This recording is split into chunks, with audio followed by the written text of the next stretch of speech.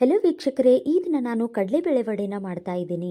ಇದು ತುಂಬ ಗರಿಗರಿಯಾಗಿರುತ್ತೆ. ನಾನು ಮಾಡುವ ವಿಧಾನ ಪ್ರಕಾರ ನೀವು ಮಾಡಿದರೆ ತಣ್ಣಗಾಗಿದ್ರೂ ಕೂಡ ತುಂಬ ಅಂದರೆ ತುಂಬ ಗರಿಗರಿಯಾಗಿರುತ್ತೆ. ನೋಡಿ ಫ್ರೆಂಡ್ಸ್, ಯಾವ ಥರ ಎಷ್ಟು ಚೆನ್ನಾಗಿ ವಡೆನ ಬಂದಿದೆ ಅಂತ. ಕಡಲೆಬೇಳೆಯಿಂದ ಈ ಥರ ವಡೆ ಮಾಡಿದರೆ ತಣ್ಣಗಾಗಿದ್ರೂ ಕೂಡ ತುಂಬ ಗರಿಗರಿಯಾಗಿರುತ್ತೆ. ಬನ್ನಿ ಇವಾಗ ಪ್ರಾಸೆಸ್ನಲ್ಲಿ ಹೋಗೋಣ. ಅಂದರೆ ಇದು ಯಾವ ಥರ ಮಾಡ್ತಾರೆ ಅಂತ ನಾನು ನಿಮಗೆ ತೋರಿಸ್ಕೊಡ್ತೀನಿ. ಬನ್ನಿ ಇವಾಗ. ಮೊದಲಿಗೆ ನಾನಿಲ್ಲಿ ಒಂದು ಬಟ್ಲಾಗುವಷ್ಟು ಕಡಲೆಬೇಳೆನ ತೊಗೊಂಡಿದ್ದೀನಿ. ಆ ಕಡಲೆಬೇಳೆಯಲ್ಲಿ ಒಂದು ಲೋಟ ಆಗುವಷ್ಟು ನೀರನ್ನು ಹಾಕ್ಕೊಂಡಿದ್ದೀನಿ.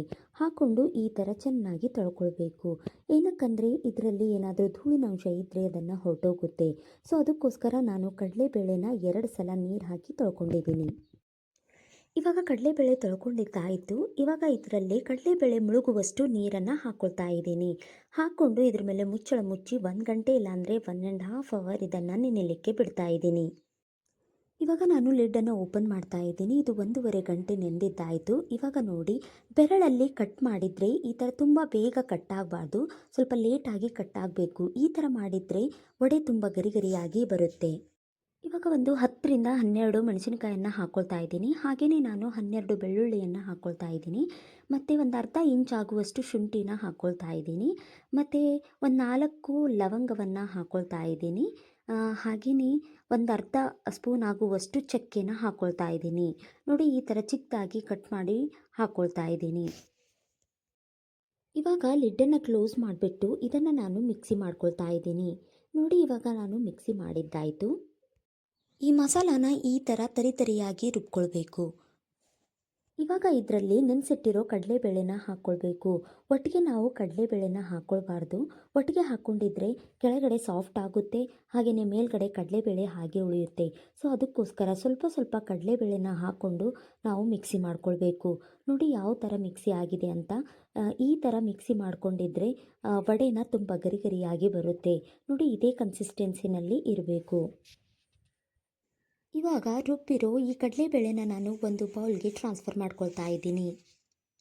ಹೀಗೆ ಉಳಿದಿರುವಂಥ ಎಲ್ಲ ಕಡಲೆಬೇಳೆನ ಮಿಕ್ಸಿನಲ್ಲಿ ಮಾಡಿಕೊಂಡು ನಾನು ಈ ಬೌಲ್ಗೆ ಟ್ರಾನ್ಸ್ಫರ್ ಮಾಡ್ಕೊಳ್ತಾ ಇದ್ದೀನಿ. ಎಲ್ಲ ಕಡಲೆಬೇಳೆ ಇವಾಗ ಮಿಕ್ಸಿ ಮಾಡಿದ್ದಾಯಿತು. ಈ ಬೌಲ್ನಲ್ಲಿ ಹಾಕ್ಕೊಂಡಿದ್ದೀನಿ, ಆದರೆ ಈ ಬೌಲ್ನಲ್ಲಿ ಅದನ್ನು ಸರಿ ಹೋಗ್ತಾ ಇಲ್ಲ. ಸೊ ಅದಕ್ಕೋಸ್ಕರ ನಾನು ಬೇರೆ ಬೌಲ್ನಲ್ಲಿ ಟ್ರಾನ್ಸ್ಫರ್ ಮಾಡ್ಕೊಳ್ತಾ ಇದ್ದೀನಿ. 2 ಮೀಡಿಯಮ್ ಸೈಜ್ ಈರುಳ್ಳಿನ ತೊಗೊಂಡು ಈ ಥರ ಚಿಕ್ಕದಾಗಿ ಹೆಚ್ಕೊಂಡು ಹಾಕ್ಕೊಳ್ತಾ ಇದ್ದೀನಿ. ಹಾಗೆಯೇ 1 ಬಟ್ಲಾಗುವಷ್ಟು ಕೊತ್ತಂಬರಿ ಸೊಪ್ಪನ್ನು ಹಾಕ್ಕೊಳ್ಬೇಕು. ಮತ್ತು ಹಾಗೆಯೇ ಕರಿಬೇವು ಸೊಪ್ಪು ಕೂಡ ನಾನು ಹಾಕ್ಕೊಳ್ತಾ ಇದ್ದೀನಿ. ಮತ್ತು ಇದರಲ್ಲಿ ರುಚಿಗೆ ತಕ್ಕಷ್ಟು ಉಪ್ಪು, ನಿಮ್ಗೆ ಎಷ್ಟು ಬೇಕೋ ಅಷ್ಟು ರುಚಿಗೆ ತಕ್ಕಷ್ಟು ಉಪ್ಪನ್ನು ಸೇರಿಸ್ಕೊಳ್ಬೇಕು. ಇವಾಗ ನಾನು ಎಲ್ಲ ಇಂಗ್ರೀಡಿಯೆಂಟ್ಸ್ ಹಾಕಿದ್ದೀನಿ. ಇವಾಗ ಇದನ್ನು ನಾನು ನೀಟಾಗಿ ಕಲಿಸ್ಕೊಳ್ತಾ ಇದ್ದೀನಿ. ಈರುಳ್ಳಿಯಲ್ಲಿ ನೀರಿನಾಂಶ ಇರುತ್ತೆ, ಅದು ಕಡಲೆಬೇಳೆಗೂ ಕೂಡ ಸಾಫ್ಟಾಗಿ ಮಾಡುತ್ತೆ. ಇದರಲ್ಲಿ ನಾವು ನೀರನ್ನು ಸೇರಿಸ್ಕೊಳ್ಬಾರ್ದು. ನೋಡಿ, ಈ ಥರ ನಮಗೆ ಹಿಟ್ಟನ್ನು ರೆಡಿ ಆಗಬೇಕು. ನಾನು ಒಂದು ಬೌಲ್ನಲ್ಲಿ ನೀರು ತೊಗೊಂಡಿದ್ದೀನಿ. ನೀರಿಂದ ನಾನು ವಡೆ ಮಾಡಿದ್ದೆ ತುಂಬ ಬೇಗ ಅದನ್ನು ತೆಗಿಬೋದಂತ ನೀರನ್ನು ತೊಗೊಂಡಿದ್ದೀನಿ. ನೋಡಿ, ಅಂಗೈನಲ್ಲಿ ನೀರನ್ನು ಒರೆಸ್ಕೊಂಡ್ಬಿಟ್ಟು ಈ ಥರ ನಾನು ಹಿಟ್ಟನ್ನು ಹಾಕ್ಕೊಂಡು ಚೆನ್ನಾಗಿ ಈ ಥರ ಪ್ರೆಸ್ ಮಾಡ್ಕೊಳ್ಬೇಕು. ನೋಡಿ, ತುದಿಗೆ ನಾವು ಈ ಥರ ಸ್ವಲ್ಪ ತೆಳುವಾಗಿ ಪ್ರೆಸ್ ಮಾಡ್ಕೊಳ್ಬೇಕು. ನಡುವೆ ಸ್ವಲ್ಪ ದಪ್ಪನೇ ಇರಬೇಕು. ನೋಡಿ ಯಾವ ಥರ, ಈ ಥರ ನೀಟಾಗಿ ವಡೆನ ಮಾಡ್ಕೊಳ್ಬೇಕು. ವಡೆ ಮಾಡಿಕೊಂಡು ಇವಾಗ ನಾನು ಇದನ್ನು ಒಂದು ತಾಟ್ನಲ್ಲಿ ಎತ್ತಿಟ್ಕೊಳ್ತಾ ಇದ್ದೀನಿ. ಎಲ್ಲ ವಡೆಗಳು ಇದೇ ಥರ ಮಾಡ್ಕೊಳ್ಬೇಕು. ನಾನು ಎಲ್ಲ ವಡೆಗಳು ಇದೇ ಥರ ಮಾಡಿಕೊಂಡು ಒಂದು ಪ್ಲೇಟ್ನಲ್ಲಿ ಹಾಕ್ಕೊಳ್ತಾ ಇದ್ದೀನಿ. ಇವಾಗ ನಾನು ಒಂದು ಕಡೆ ಬಾಣಲಿಯಲ್ಲಿ ಎಣ್ಣೆಯನ್ನು ಹಾಕಿ ಒಲೆ ಮೇಲೆ ಇಟ್ಟಿದ್ದೀನಿ. ಸ್ವಲ್ಪ ಎಣ್ಣೆ ಕಾದಾದಮೇಲೆ ಈ ವಡೆಗಳನ್ನು ಅದರಲ್ಲಿ ಹಾಕಿ ಚೆನ್ನಾಗಿ ಕರ್ಕೊಳ್ಬೇಕು. ನೋಡಿ, ಇವಾಗ ತಟ್ಟೆಯಲ್ಲಿ ಎಲ್ಲ ಇಟ್ಕೊಂಡಿದ್ದೀನಿ. ಇವಾಗ ನಾನು ಎಣ್ಣೆಯಲ್ಲಿ ಒಂದೊಂದಾಗೆ ಹಾಕ್ತಾ ಇದ್ದೀನಿ. ನೋಡಿ, ಈ ಥರ ಹಾಕ್ಕೊಂಡು ಚೆನ್ನಾಗಿ ಅದನ್ನು ಗೋಲ್ಡನ್ ಕಲರ್ ಬರೋವರೆಗೂ ಚೆನ್ನಾಗಿ ನಾವು ಅದನ್ನು ಫ್ರೈ ಮಾಡ್ಕೊಳ್ಬೇಕು. ವಡೆ ಹಿಟ್ಟಿನಲ್ಲಿ ನಾವು ಜಾಸ್ತಿ ಹೊತ್ತು ಈರುಳ್ಳಿನ ಹಾಕಿ ಹಾಗೇ ಇಡಬಾರ್ದು.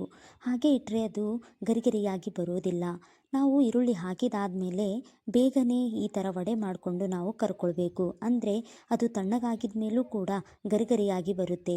ನೋಡಿ ಯಾವ ಥರ ಗೋಲ್ಡನ್ ಕಲರ್ ಬಂದಿದೆ ಅಂತ. ನೋಡಿದ್ರೇ ತಿನ್ನಬೇಕಂತ ಅನ್ನಿಸ್ತಾ ಇದೆ. ನೋಡಿ ಎಷ್ಟು ಚೆನ್ನಾಗಿ ವಡೆ ರೆಡಿಯಾಗಿದೆ. ಈ ವಡೆ ರೆಸಿಪಿ ನಿಮಗೆ ಇಷ್ಟ ಆಗಿದೆ ಅಂದರೆ ಈ ಚಾನಲ್ಗೆ ಲೈಕ್ ಮಾಡಿ, ಶೇರ್ ಮಾಡಿ, ಹಾಗೆ ಸಬ್ಸ್ಕ್ರೈಬ್ ಮಾಡಿಕೊಳ್ಳಿ. ಮತ್ತು ಇದೇ ಥರ ನಿಮಗೆ ಯಾವುದಾದ್ರೂ ರೆಸಿಪಿ ಬೇಕಂದರೆ ನನಗೆ ಕಮೆಂಟ್ ಮೂಲಕ ತಿಳಿಸಿ, ನಾನು ಖಂಡಿತ ಮಾಡಿ ತೋರಿಸ್ತೀನಿ.